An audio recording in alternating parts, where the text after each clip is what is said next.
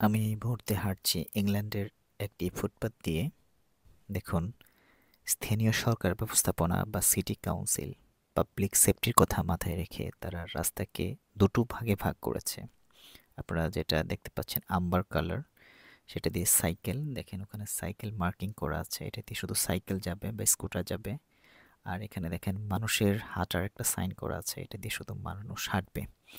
আমরা জানি সাইকেল হচ্ছে দোপায়া যান, তো এটাকে ব্যালেন্সিং করা সামটাইমস আপনার খুবই আহ, একটা চ্যালেঞ্জিং মুখোমুখি হওয়া লাগে। কারণ দেখা যায় স্কুল ফেরত বা স্কুলগামী ছাত্রছাত্রীরা যখন রাস্তা দিয়ে যাতায়াত করে তখন সাইক্লিস্টরা দ্বিধার মধ্যে পড়ে যায় যে ও কোন দিকে যাবে বা আমি কোন দিকে যাব।